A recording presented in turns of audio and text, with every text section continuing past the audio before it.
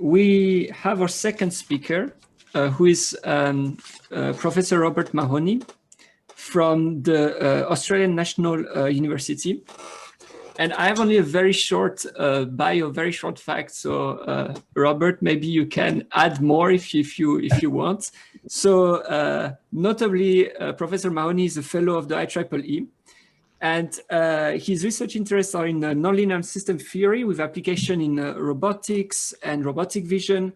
And he's known for many things, but among these many things, he's known for his work in aerial robotics, robotic vision, and optimization on matrix manifold.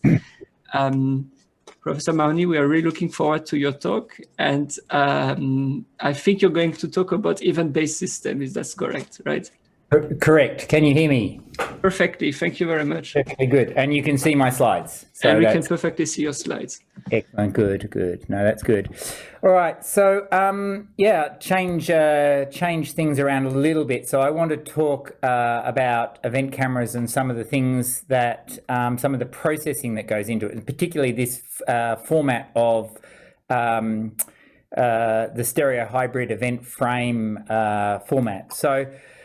So let me sort of jump in here. So hopefully pretty much everyone watching this would know what an event camera is. It's a camera that returns an event when there's a change in intensity at a specific pixel, rather than giving you an absolute intensity at every pixel at a particular time. And it returns the event with a timestamp, so at nanosecond resolution. So the properties of event cameras are quite well known, but let me go over these just to make this point again in the context of this particular talk. So on the left here, we have what an event camera is good at, right? It generates asynchronous events. So it generates temporally dense information. So if I take an event camera looking at a scene, and that's basically the red and blue dots are events, and I pick a specific time, then there's almost certainly an event happening somewhere in the image. So temporally, there's events, information happening all the time, even faster than a kilohertz after Masatoshi's talk. So it has the advantage then that you never get image blur, because that information is reported instantaneously. Because those events are relative changes in intensity, the way the circuit can be set up, it can actually measure very high dynamic range. So typical cameras these days are in the order of 120 dB. So quite good dynamic range, and cameras can be quite low power in the event cameras. So you compare that to a traditional frame-based camera, so that's synchronous. So what happens is every frame you get a whole bunch of information, but in between those frames, temporally, there's nothing. So it's very sparse temporally, but it's spatially dense. So when you get an image, you get information at every single pixel. So these are very complementary properties that come between those two. So a frame camera has adjustable exposure, so it can actually see quite well in the dark if you're willing to open the exposure for long enough. And it can see quite well in the very bright if you're willing to close the exposure long enough. However, it doesn't have high dynamic range, so you either see one or the other. And if you open the exposure quite long, of course, you start to get blur. So you start to get information spatially blurred across different things. Has the advantage that it images absolute intensity, which an event camera doesn't do, and it has the advantage that it images static scenes. And so these two formats, or these two data formats, are extremely complementary, right? So the information that an event camera requires is very complementary to that of a traditional frame camera. And so by fusing event and frame data, we should be able to get everything, right? We should be able to get images that are spatially and temporally dense. So the full image is available at any timestamp. So, you know, if you really want to know whether Germany scored that goal in 1966 and you had an event camera watching it, you'd be able to go back there and figure out exactly where that ball was at that particular instance. It should be able to image high dynamic range in absolute intensity scale, and it should be able to image both static scenes and highly dynamic scenes without blur. So perhaps not low power consumption, because you've got both the normal camera and an event camera going. So I've got a couple of examples here, and this talk isn't about the actual filters that we've been running lately, but I just wanted to bring these in to provide the context for the rest of the talk that I'm doing. And so this is from the DSEC dataset, this wonderful dataset that UTZ has recently generated, which contains prophecy event cameras along with a frame-based, traditional frame-based camera co-located. So they have the two of those on a driving rig, one on the left-hand side of the car co-located, one on the right-hand side of the car co-located. So we're using here just the left-hand side of the car co-located camera. So both the raw frame, which is on the top here, and I haven't shown the events because they're not so obvious. And so what we're doing here is we're fusing, we've registered the two sets of events, and then we're fusing the events with the raw frame to sort of extract more of this information. And so in particular, you can see in these areas where the standard frame is washed out due to high saturation, the event information is able to be fused in and actually extract out the road texture in an effective way and show what's going on. So another area that's interesting to look at in this particular one is the light pole here. And you can actually see that in the in E2 vid in particular, the light pole disappears a little bit. So the events in E2 vid are sort of not so effective at bringing it out. And even in the ECNN, which is a little bit more robust to different event formats, although it doesn't have the same performance as E2 vid, it doesn't image that light pole quite as effectively. So we're getting really quite impressive results of high dynamic range, which is a particular issue that's going on in these particular images from combining these two. This is another sequence from the DSEC data sequence where the car's going through a tunnel, and I brought this one in partly to show that this E2 vid and ECNN are machine learning algorithms, right? They're convolutional neural networks that work on aggregated event spatiotemporal frames. And clearly what's happened here in the right-hand side is that E2 vid, for some reason, and we don't know why, we just applied the standard algorithm, but it's failed for some reason, right? So the information here is not good. And we think probably what's happened is there's so many events associated with the bright field here that the spatiotemporal frame that E2 vid's used has not got good information in the rest of the image, and so it's blacked everything out. We think that's what's happened, we're not sure.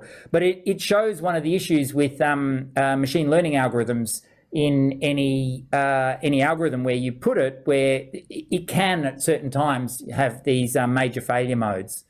And compared to that, the asynchronous Kalman filter we're doing, which is a stochastic data fusion algorithm, is doing a pretty good job. And actually, when we actually look here at the resolution of the car, we're actually pretty proud that you can see this is a quite good quality RGB camera, right? It's only the grayscale that we've used.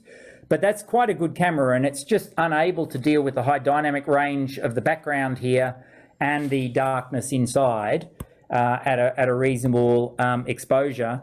And with the events, we're almost even to the point of being able to pick out the driver in the car. The reconstruction is so good, partly because of the quality of the data. So if you're interested in this algorithm, I'll be talking about that at the CVPR workshop in a couple of weeks that many of us will also be at. But for the moment, the rest of the talk is about stereo hybrid event frame disparity. This is just another example that I wanted to put on to just talk about temporal interpolation. So this is the shapes data set that many of us in event cameras know and love, again from UTZ. And here we can see two images super overlaid over each other. So the light blue here is one image, and then the next red is the following frame image. And so the reason that we've done this is to demonstrate the pixel displacement that's occurring here.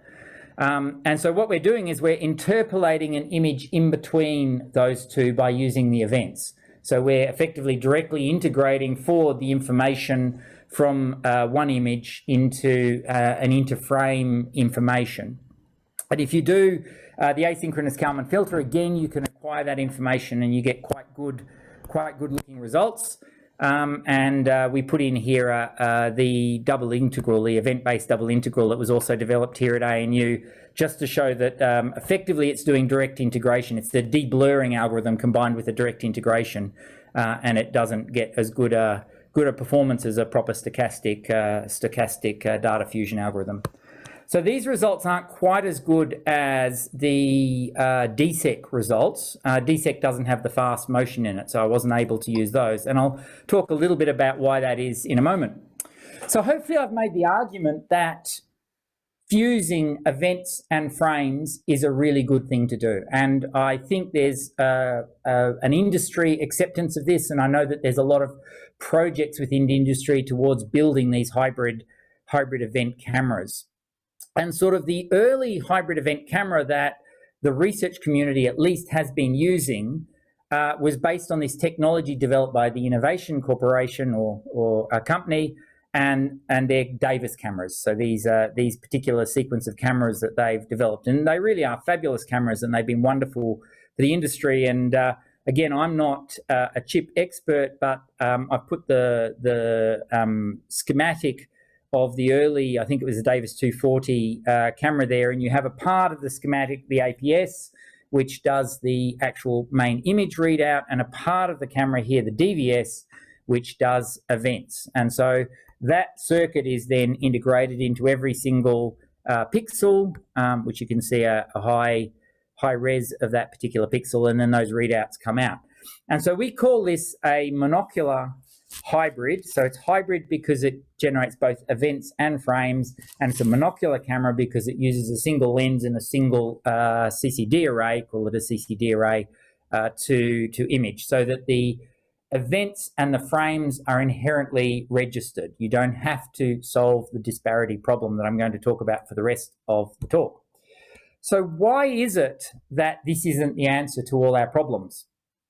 And there are a number of issues with hybrid event frame cameras and the Davis technology, specifically the fact that all of this circuitry is put on the same circuit board means that when you trigger a frame, then there are current surges within the circuitry. And again, I'm not an expert in this area, but what we've done in our group is we've actually logged data, and admittedly this is from an early Davis camera, and had a little bit of look at what that people call shutter noise.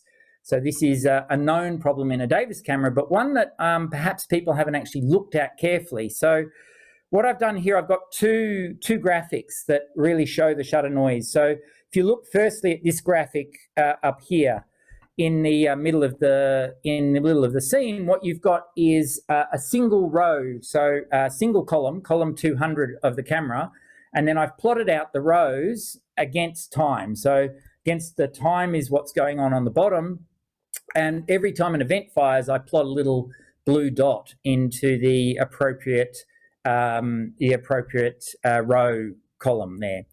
And what you can see here is I've also plotted onto that when the frame triggers. And so you can see that there's a burst of events at the point that the frame triggers.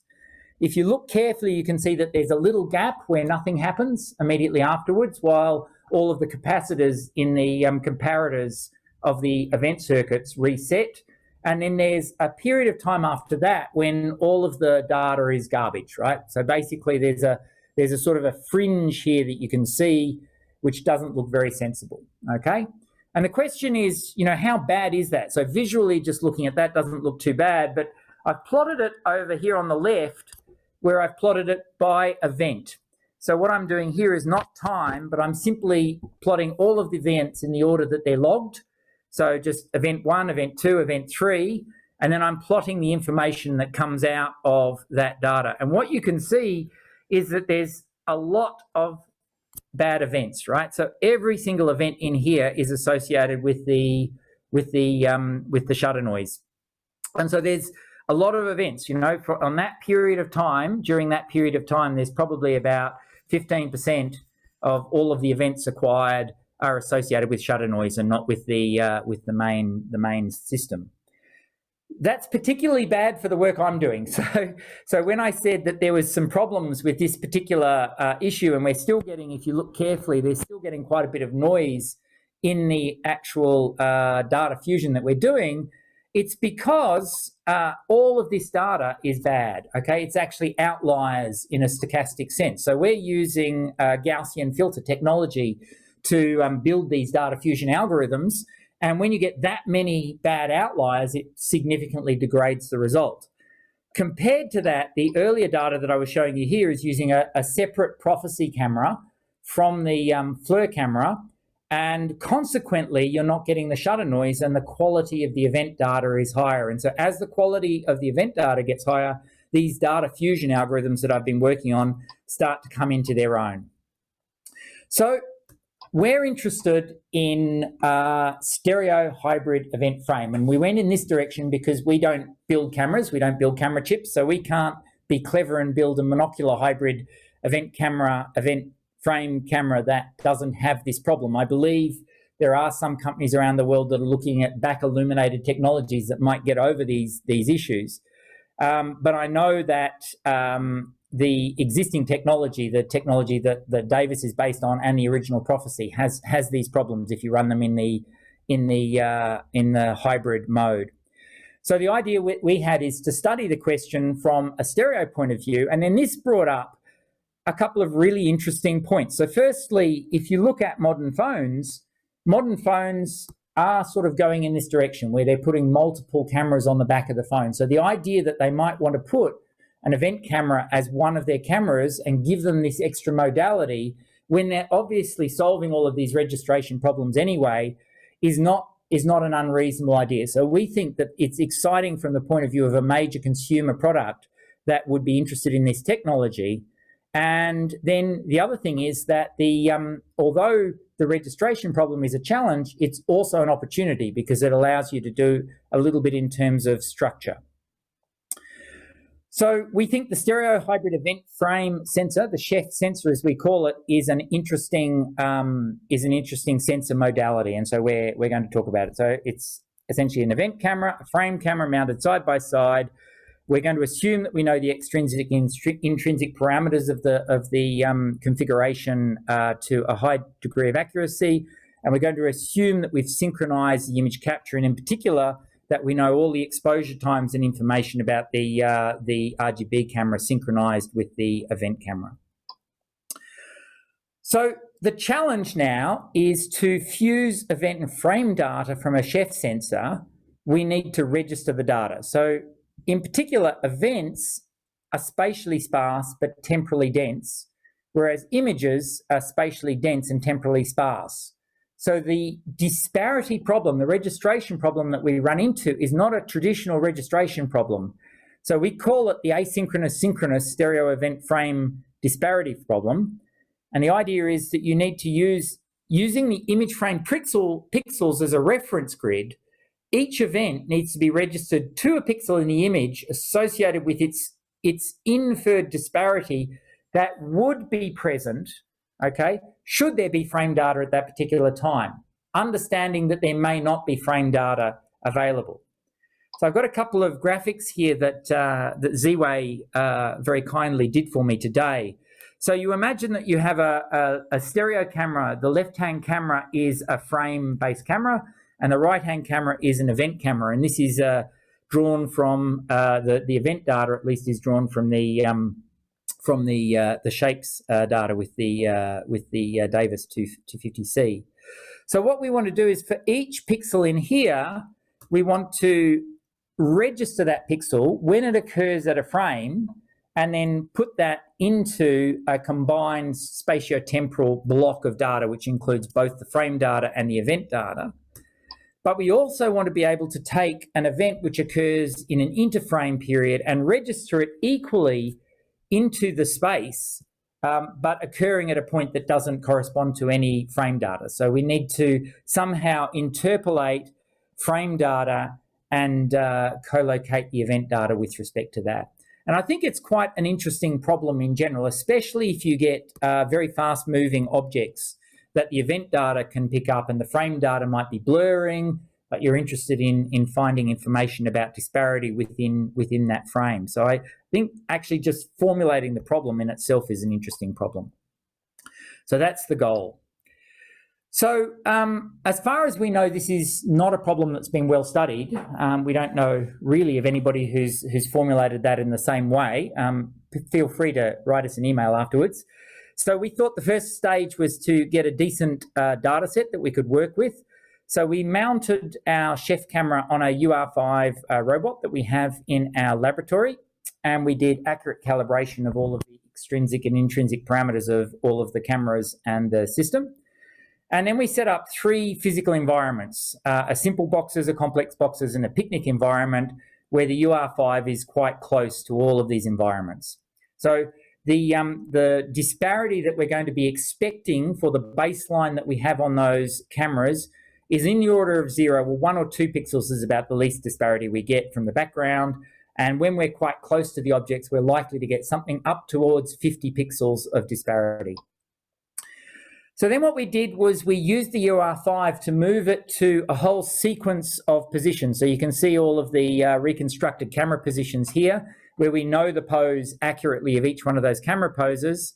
And then we used the standard 3D Flow Zephyr software to reconstruct 3D mesh of the image. So that's how we generated our ground truth. And you can see it's done a very good job. There's a couple of points here in the image where things are a little bit haywire, but overall we're pretty happy with the quality of the ground truth. And then we collected a data set. And so the data sets we collected was moving the UR5, and we moved it through a series of different trajectories, a circle that was roughly the same distance from the area, and then 2 different complicated Lysaghis curves. So I've shown you the most complicated Lysaghis curve here that we collected data for. Each frame we computed the pose because we had it from the robot.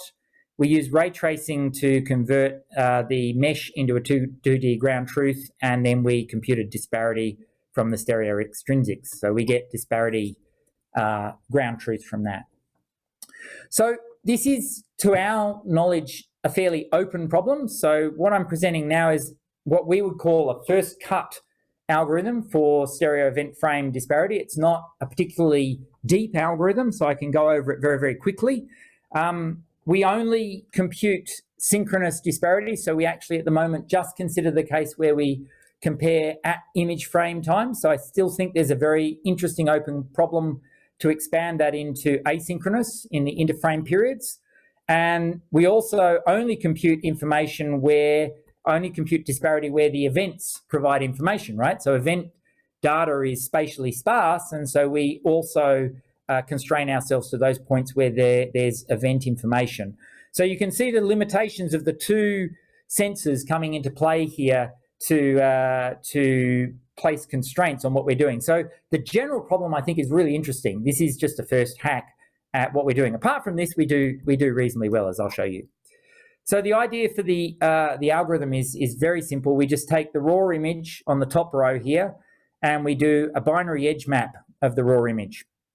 And so that's just using Sabel filters and a threshold. Then we take the event stream and we apply this high-pass filter. So those of you that know my work will know the complementary filter work of Cedric Shearlink and myself, and we're essentially just using that to generate a grayscale image, which we use a very high pass, so we don't acquire much information. So it's very non-direct integration, but it still picks up information along the edges quite well, right? With the little sort of response that you get out of the high frequency, the high pass filter. And then we do a thresholding of that as well to generate a second binary image, which looks very like an edge image because where the information in the events are is around edges. So then it's very simple, right? We take the left stereo image of the frame data and the right stereo image of the binary threshold of the high pass on event data, and we do a standard disparity matching on those images, which of course is very computationally quick, and one day hopefully could be put actually into on-chip computation if this was found to be useful. So to show you the results, because I know I'm a little bit over time and I'll zoom through the last couple of slides. So here you can see the results, the ground truth on the top and the actual Ceph disparity that we've computed on the bottom. And we're pretty proud of the results. They're basically pretty good couple of failure points. You can see a failure point over here where I think the epipolar line lined up with a lot of the edge information in the main image. So that sort of basically caused failure of the epipolar matching. A little bit of a failure mode down in the front here where I think the disparity got too big for the algorithm and it sort of failed to actually pick up the disparity. But apart from that, we're doing pretty well. We're obviously losing information in a couple of areas and we're not getting matching, but where we're getting information, we're actually finding that this algorithm is doing a pretty good job. I'm low on time, so I'll skip through these. So we did, it's pretty hard to do much comparison of the quality because there aren't algorithms out there. So what we did to compare is we used a standard algorithm, the ECNN image reconstruction algorithm that goes from events to images. And then we had two images, left and right images that we reconstructed, and we did stereo disparity on those images and generated some disparity, and it works quite well as well. Although you can see, for example, in this area here, it's failing where we're succeeding reasonably well. And we did some statistics on that, and we see our bad pixels are around about 2 to 3 times as good, and our inlier ratios are much, much higher than you get out of the general algorithm. So what we're doing is working quite well. You can see here a 3D reconstruction built on the disparity that we've used, and it's looking reasonably good and should be good enough to do the data fusion that we want to do. Remember, part of the idea of this is to be able to solve the disparity problem well enough that we can then use the data fusion on platforms like mobile phones to do good quality video in low light conditions or in blurry conditions. So the conclusion is that hybrid event frame sensors are an important sensor modality. We should be studying them. I think they're exciting. I think they're very relevant to future commercial applications. Stereo hybrid frame sensors, where your two cameras are shifted by a known baseline, are both a challenge and an opportunity. So the challenge in the sense that they require you to solve this disparity problem, and an opportunity in the sense that that gives you some depth information which you can then use in other algorithms. So then I talked about the asynchronous synchronous stereo event frame disparity problem, which I think in itself is an interesting question and one that needs to be considered by the research community. And then we proposed this stereo event frame edge disparity algorithm based on the high frequency pass filter that we developed in earlier work. And we're pretty happy with the output. Here's another example of that output, again with a couple of failure modes up here, but generally doing pretty well. So thank you very much for your time, and I'd like to just mention again my team here at ANU that have been integral in all the work I've been doing. Thank you very much, Robert. So I'll ask you a question because I'm not very familiar with this work. Can you tell us a bit more? When is computation happening with this event data?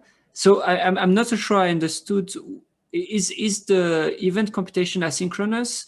Is it binning events between all the frames? Can you say just more about this, about the setup of what's really the input of the algorithm and how it's binned or not binned, or Yeah, so that's a really good question. And I was listening to Masatoshi's talk and realizing that some of the community won't be there. In fact, I'm giving a talk in CVPR where I'll go over the asynchronous Kalman filter and talk about it in detail. So the mathematics of what we're doing is inherently asynchronous.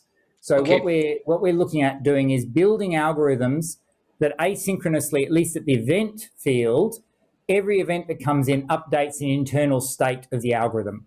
Very good. At the moment, we're implementing that in computers. We're a research organization. So systems theory and robotics is actually the group that we are. So we're not able to do FPGA development at the moment. And this particular algorithm, of course, has an additional complexity because you're cross-correlating that with frame data. And so frame data is inherently synchronous. And so actually for this particular piece of work, at the moment it's theoretical, I haven't considered what the consequences on real-time asynchronous processing is. But the actual data fusion that goes behind it, that is designed to be asynchronous. So is the point a pixel in the frame? Is it considered in it as well similar to an event as just a timestamp point that goes through your Kalman filter as an event does? Yeah. Okay. Great. Okay. Exactly what happens. Yeah. So when you're running the filter, you basically build a Kalman filter and then you quantize. You temporally quantize all the information.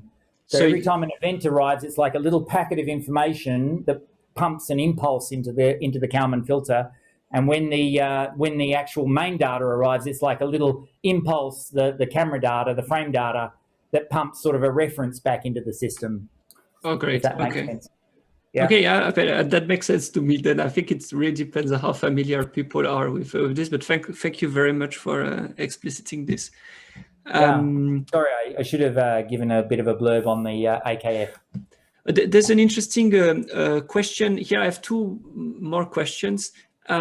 So actually, do you know if the problem of these triggered events, is it due to the fact the cameras are rolling shutter or global shutter, or does it make a difference whether you're using a rolling shutter or global shutter by this problem you presented in this Davis 240C, or so maybe we're going too much into detail, so maybe a quick answer to this, but I think some people might be interested. Yeah, look, it's a really interesting problem, and it's so I mean, I almost feel embarrassed putting the slide up because the innovation company has done fabulous work on their camera, and I think it's fundamentally a problem in all of these cameras. The fundamental reason is because all of the circuit is integrated, and I'm not an expert in this, but my understanding, because of the circuit is integrated, when you actually trigger, and one of these, I think this one might be the trigger, when you trigger, you actually propagate potential back through the circuit, and you reset some of the capacitors that are going in here. And so the actual problem is associated with the fact that you're coupling the single photoreceptor into both the APS and the DVS. And so when you're triggering and reading one, you're actually doing horrible things to the other one, right? And I'm out of my depth. I really don't understand, but my understanding is it's really is associated with the fact that the same circuit is doing both bits. Okay, so right. So independent of the type of readout you're actually using, it happens just because you have the readout. Yeah, exactly. If you build a circuit based on that old technology, you will get this problem. That's my understanding from talking to Innovation and Prophecy. So we have another question, which is interesting, and I'll try to rephrase it. So how do you deal with synchronization of timestamping in these systems of hybrid event cameras and conventional cameras? Yeah, so we worked with Prophecy on this, and what we actually have is here in the Prophecy camera, so the Prophecy is on the left here, we actually have a readout here which is running all the events, but then separately from that, what we've done is we've taken the trigger signal from the RGB camera, so it actually outputs a 5-volt signal when the exposure is open and closed, and we pass that into the Prophecy camera. So the Prophecy camera actually has an input that you can put. When it goes positive, it actually writes an event with the Prophecy timestamp on it. So inside our event stream, we get events which tell us when the FLIR camera has opened at exposure, and we get events which tell us when it's closed at exposure. So at the end of the day, all we have is the events, and what we do need to do is synchronize the data capture between the camera and the event camera close enough that we can correspond the exposure events. So if you get more than 20, 50 milliseconds out, you're in strife, but as long as you're pretty switched on, it'll work pretty well. Great. Well, thank you very much for all the precisions. That's very nice. Pleasure. Thanks a lot, Robert.